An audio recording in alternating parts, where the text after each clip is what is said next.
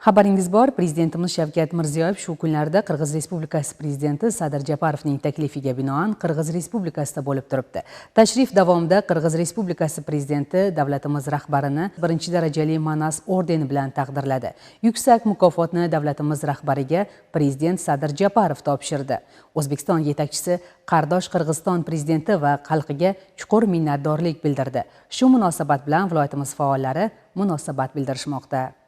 Prezidentimiz Shavkat Miromonovichning Qirg'iz Respublikasiga amalga oshirayotgan davlat tashrifini ikki qardosh xalq o'rtasidagi do'stlik, o'zaro ishonch va yaxshi qo'shnichilik munosabatlarini davom ettirish, mustahkamlash sifatida baholaymiz. So'nggi yillarda davlatimiz rahbarining uzoqni ko'zlagan ochiq va pragmatik tashqi siyosat natijasida O'zbekistonning barcha qo'shni davlatlar bilan munosabatlari mutlaqo yangi bosqichga ko'tarildi desak xato bo'lmaydi.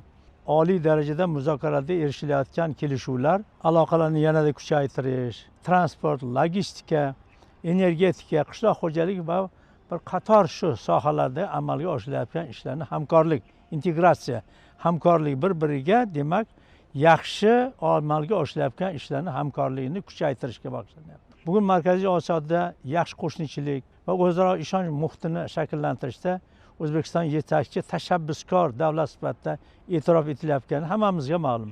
Mazkur davlat tashrifining eng muhim voqealaridan biri muhtaram prezidentimizni Qirg'iz Respublikasining eng yuksak davlat mukofotlaridan biri birinchi darajali Manas ordeni bilan taqdirlanishi. Hurmatli yurtboshimizning bugungi olib borayotgan siyosati bevosita har ikkala davlatga o'zaro manfaat keltiradigan bugun masalalar ko'rib chiqilayotganligini albatta e'tirof etamiz.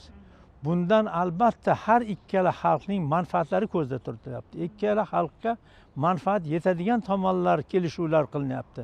Hurmatli yurtboshimizning birinchi darajali Manas ordeni bilan taqdirlanishi, men o'ylaymanki, butun O'zbekiston xalqini olib borayotgan ishiga, siyosatiga berilayotgan katta bir muhim siyosiy baho deb men bilaman. Biz barchamiz butun tarixiy voqealar bilan faxrlanamiz. Chunki bir O'zbekiston fuqarosi sifatida birinchi daraja Manas ordeni bilan mukofotlanishi meni ham g'ururlantiradi. Mening prezidentim bo'lgandan keyin bu menga berilgan baho deb o'zimga qabul qilaman-da.